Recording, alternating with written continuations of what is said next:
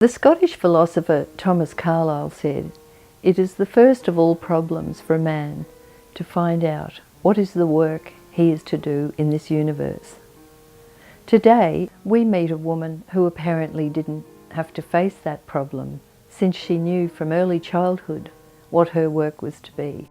She is Emma Nolan, Brisbane midwife turned birth photographer. Here's Emma. I was born in Brisbane at the Royal Brisbane Hospital, and I was the second child to my parents. My own birth was interesting because I was born in the 80s and I was a vaginal birth after a cesarean, which was very unique at that time. And I always knew that I wanted to do something in a caring role. I had thoughts of being a vet, but once I realised that you had to put animals down, I was no longer interested in that. I wanted to do something with children, and then as soon as I realised and found out what a midwife was, I knew that that's what I was wanting to be for the rest of my life. Everything in my life then was geared towards becoming a midwife. I was fascinated by the whole journey of pregnancy and birth and motherhood. When I finished high school in Brisbane, you couldn't do straight midwifery, you had to go and do nursing first, and I knew that wasn't the path for me. So I went and worked in childcare for a while, which I thought would help complement being a midwife, being around children. And then I waited and waited for this particular course to start in Brisbane called the Bachelor of Midwifery, which was direct entry midwifery. I started that course and it took me 3 years to finish, and it was a very long, hard journey, a lot harder than I expected it to be. I'm lucky that I had a very supportive partner who knew that I was very passionate about becoming a midwife. I remember being on prac, and when I finally got to work in birth suite, my partner would come and pick me up, and I'd have to text him and say, "Oh, listen, this lady's so close to having her baby now, and I've supported her all this way, so if you just wait a little while, I'll come out." And that was about 11 o'clock at night, and I'd come out at 4 a.m. There he was sleeping in the car, and he's, "Oh, was it a good birth?" And I'd go on and on about it was so amazing, and she had this beautiful baby, and it was so wonderful to be there with her, and there was countless times that he did that for me, but he never complained because he knew that that was my passion, and being with each woman was really important to me. I remember actually having nightmares that I would have died and never caught a baby, and I would wake up so upset that I'd never fulfilled my passion and my dream in life. When I first caught my very first ever baby, I went to bed so happy knowing that I'd never have that nightmare again, and that if I died tomorrow, I'd fulfilled my biggest wish in life. This lady didn't speak any English, not a word of English, and she was having her third baby, and she was supported by her lovely husband who also spoke very minimal English, and yet we were able to keep her calm and support her and let her know what was going to happen so that she had a really good birth. Daniel and I have been together since we were 16. We're together for about a month when we decided that if we were still together in 10 years, it was a Saturday, we'd get married that day. And that's exactly what we did. We wanted to have a baby, and we talked about when we would do that. And as I'd expected, I've waited a very long time now. So I thought, well, we'll have a baby straight away. Except that on my honeymoon, I got a phone call saying, "You've got a job in birth suite. Don't get pregnant." We had to put our plans on hold for a little while because my dream of being a birth suite midwife had come true. Very excited to be able to do that and work exactly where I wanted to work. We talked about what we would do when we had a baby, and it was really important to me that I wanted to have my baby at home supported by a midwife because it was the right place for me.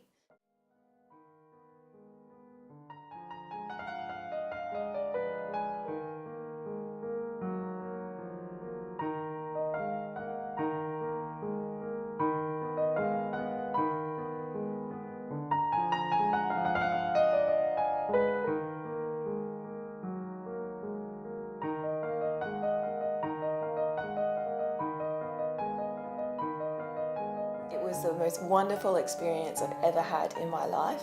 It was a very long journey and it was a hard journey, but it was worth it. It certainly wasn't the worst pain I've ever felt in my life, and it was just manageable.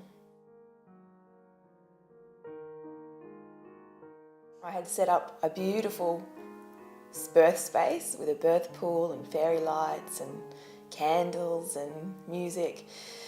And then I didn't birth in there at all. I birthed him in the smallest room of the house, in the bathroom under the sink, with my beautiful midwife there and my friend who was also a photographer who I'd studied with at uni to become a midwife, so she was also a midwife. And then there was the other midwife, and then my two border collies who were also trying to get in on the action and help with this baby. So they got sent out very abruptly. For me, it was the most magical experience having my baby, just where I felt the most safe and comfortable. And then a few weeks later, I got the photos back of my birth. And even to this day, I love looking at them and seeing my journey and the way she put it together. It's just incredible because it's seeing it from somebody else's perspective. So after being given this beautiful gift, it was like she'd handed back my journey to me and my experience. I thought, what a beautiful thing to be able to do for somebody. And I'd love to have been able to do that, but didn't have any skills in photography and I didn't know how to use a camera at all. And it was a few years later and I went to a home birth with a friend who was having a baby, and she didn't have anybody taking any photos, and I just had a very simple DSLR camera that most people have, and I said to her, "Oh, would you like me to take some photos for you?" She said, "Oh yes, I'd love that, that'd be wonderful." And so, thinking I was this great photographer, I went around taking all these photos. I put it all together for her just the way it was put together for me. And to sit with her while she watched her birth video back. Even her partner, he was so happy and they were both crying. And I remember crying when I got my own. It's just such an emotional thing to be given. So after attending that birth, I did a favour for another midwife, and to thank me, she very beautifully gifted me a $19 coupon for a basic photography course that was online, and that's what has started me on this huge journey to becoming a birth photographer.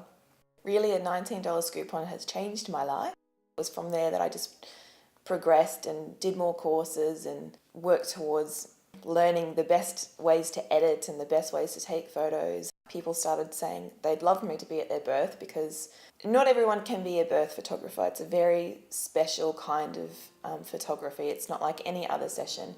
You have to know how to act at a birth.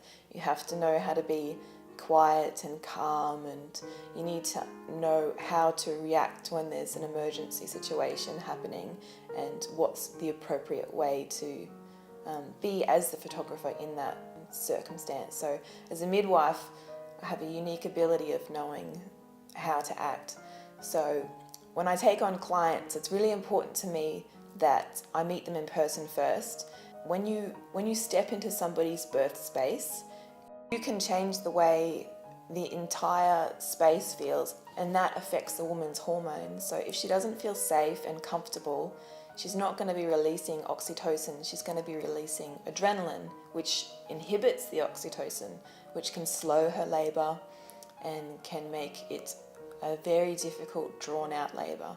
So it's very important that when you invite somebody, anyone into your birth space, that they make you feel comfortable and safe and that they're there to support you. So as I've journeyed with my clients through their births, I've realised that everybody has a special story. The photos grab people's attention, but it's the story that makes people really captured. One of my photos of a little baby called Harper, who I took a photo of him with his placenta still attached, and I'd manoeuvred his cord to make it say love, and I posted this picture on Facebook, and he was a little Maori baby. So in the Maori culture, the placenta is such an important part of the whole birth, because it's the connection to the mother, it's the connection to the land, and it isn't discarded like a piece of waste. It's taken back to the land that's important to that family and buried. You know, when I shared that photo and I shared that story, it was amazing to see how many people commented on it about their own experiences having their own babies. And even more exciting to me was people who were tagging their mothers and saying, hey, what did you do? Where's my placenta? And where's, that one buried? And they were finding out, and it went viral all over the world, and it was in newspapers and online articles all across the world. And I had people in England, and I have friends in France and all over the place sending me these things saying, hey, I've seen your picture over here. And I'm saying, oh, can you translate that for me so I can see what they've said about it? We all still crave a connection, and that was exactly what was shown with that picture, was that connection. My mission is to empower women through my photography, giving them information that they can make choices for their birth.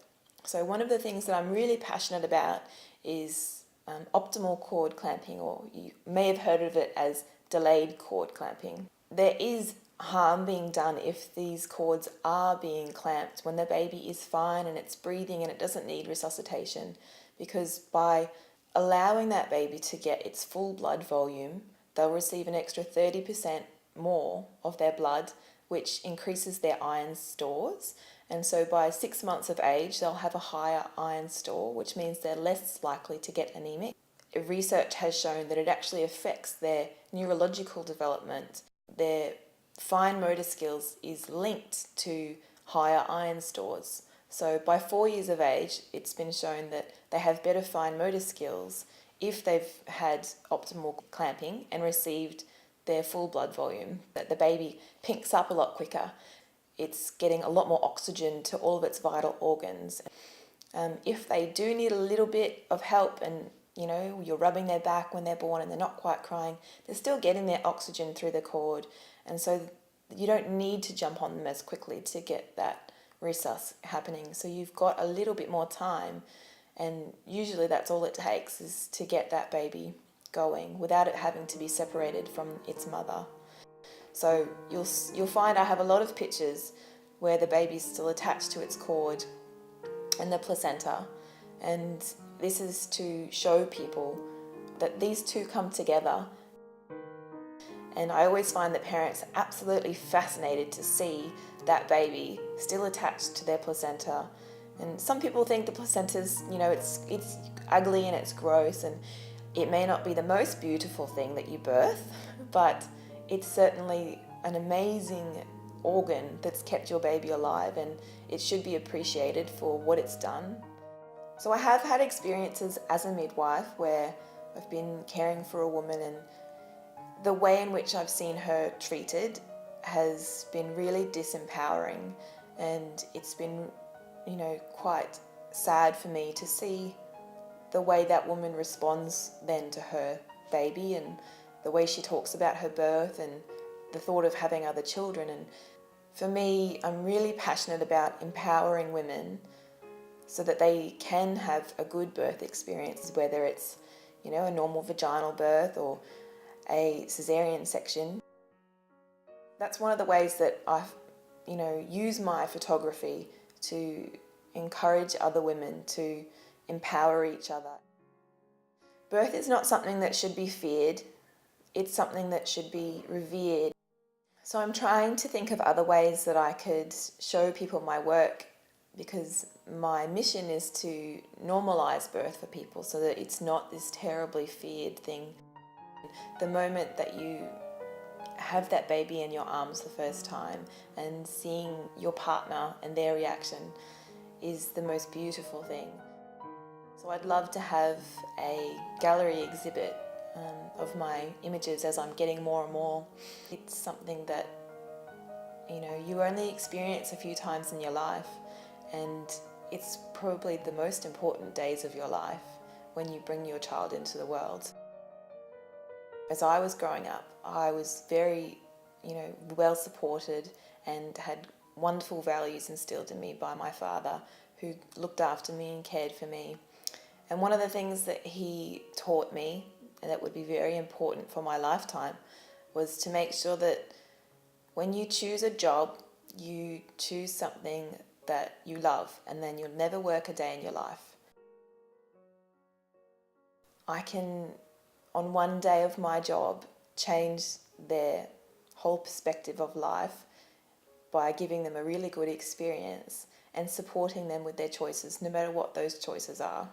No matter how you birth, as long as you're making informed choices and it's the right thing for you and you're supported by the people around you.